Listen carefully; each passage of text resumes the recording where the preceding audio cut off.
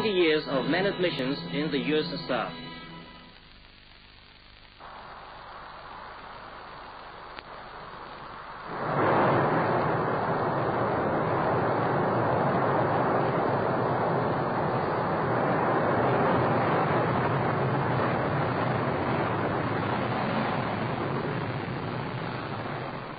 The space flights initiated by the launch of the Soviet world's first artificial satellite on October 4, 1957, and the first manned flight on April 12, 1961, under the scientific and technical direction by academician Sergei Pavlovich Korolev, opened up really fantastic possibilities to the mankind in exploring the universe.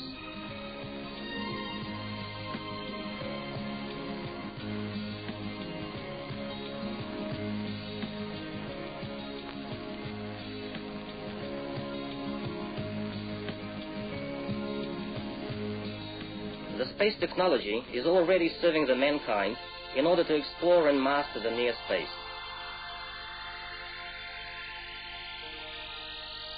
The near-Earth orbit is the outpost for solving many problems on the Earth.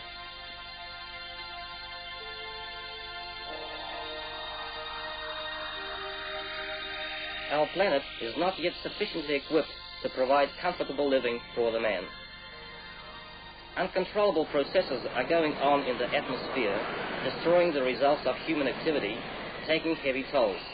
Climatic conditions are severe and unstable in many regions of the Earth. The space program in this country is designed to advance science and technology to meet practical needs of the people's economy.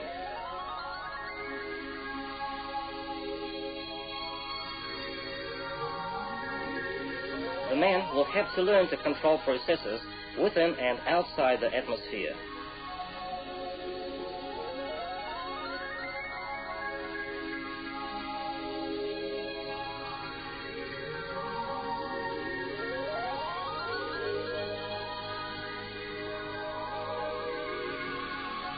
Today we have the Salute long-term orbital station that has been thoroughly developed. The manned space flight with the longest duration of 185 days demonstrates achievements of the Soviet science and technology.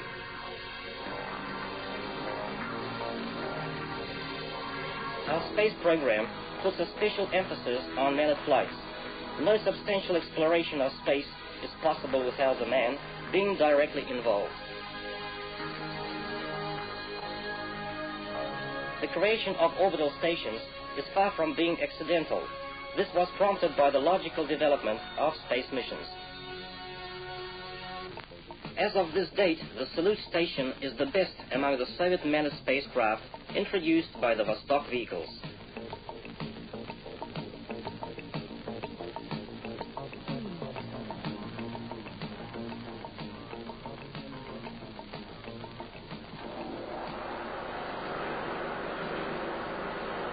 The station required a new manned transportation spacecraft to be represented by Soyuz.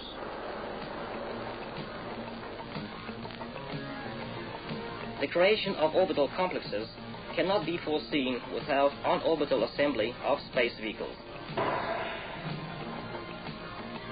The most simple solution appears to be the docking of vehicles being exercised under direct control by the cosmonaut.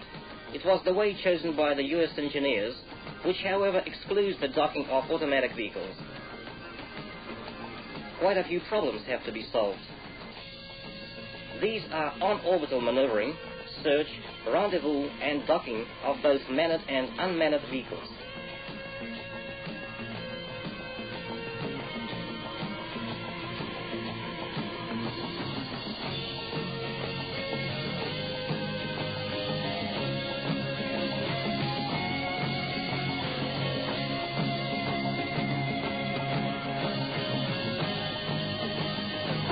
It was also necessary to assure habitability and high functional capability of crews throughout a long-duration flight. The weightlessness has first manifested itself in the 18-day mission.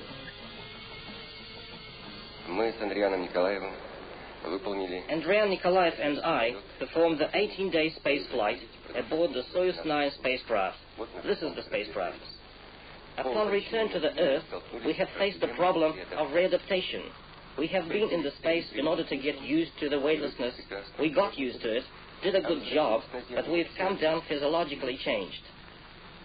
Через несколько месяцев после возвращения на Землю из полета, по приглашению НАСА, приехали в Соединенные Штаты Америки. In a few months after our return, we have been invited by NASA to visit the United States. We have met with American astronauts Frank Borman and Jim Lovell, who have just performed the 13, almost 14-day flight. After their return to the Earth, they felt as bad as we did. Many optimists at that time were pessimistic about spaceflight duration, and we also were hesitant. Then, joint efforts by scientists, designers, medical personnel, with active participation of cosmonauts, have helped to develop aids to sustain weightlessness.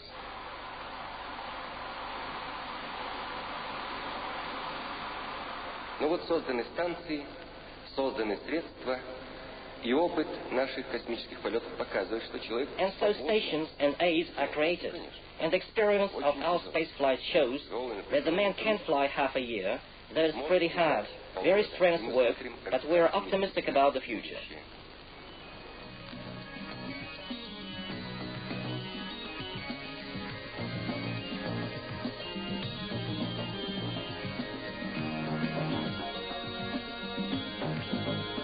The salute stations are being improved.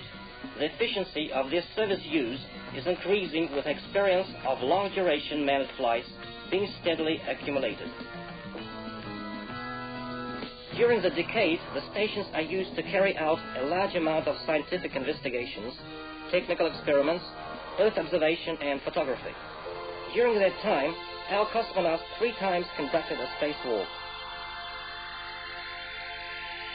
The world's first spacewalk was taken in 1965 by the cosmonaut Alexei Leonov.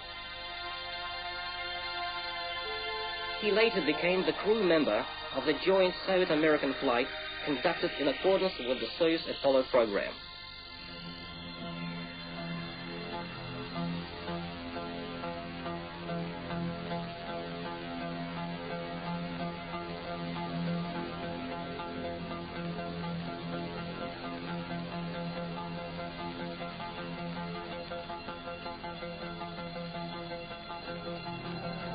The parameters of the salute station are being constantly improved, its service life extended, its payload increased.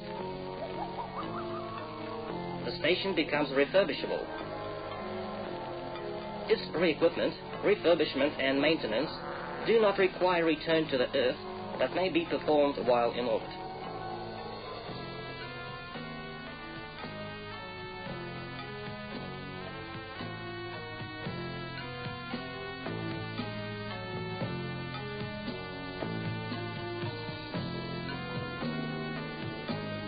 The Progress cargo spacecraft are used to deliver fuel and cargo aboard the station.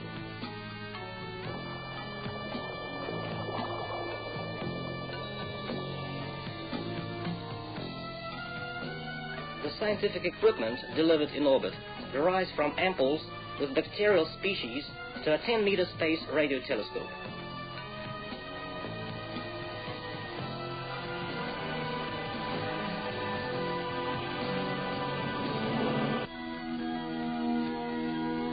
The Salute 6 4-year-long term operation allowed to carry out 5 primary missions and 9 international space flights in accordance with the Intercosmos program.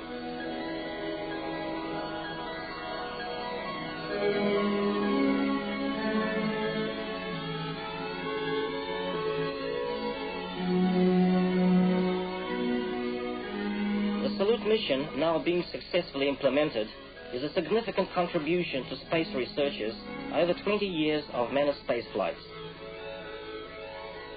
At this stage of development, the space technology had come closely to the creation of large-sized structures to be deployed on the Earth orbits. This is necessitated by our current needs. Речь идет о создании систем широкого использования солнечной энергии, систем которые бы не только... Here we talk about the development of systems designed to be extensively used in solar energy applications. Also the systems which are capable of not only monitoring the Earth's atmosphere processes, but controlling weather and climate in certain parts of the world. Наконец, на повестку дня стал вопрос. And at last, the question of manufacturing in space is put into agenda. Безусловно, во всех этих работах важную роль будут играть работы по Certainly, созданию... an important part of this will be played by developments in long-term orbital base stations where the man could not only live but work in conditions close to those of the Earth.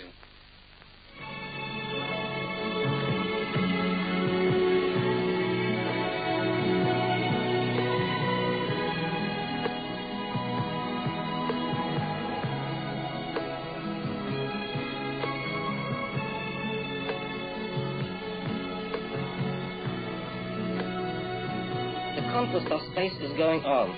Much has to be done in the future. Gigantic telescopes penetrating the depth of the universe, power stations bringing the solar energy to the Earth, space plants with technological processes being possible only in orbit.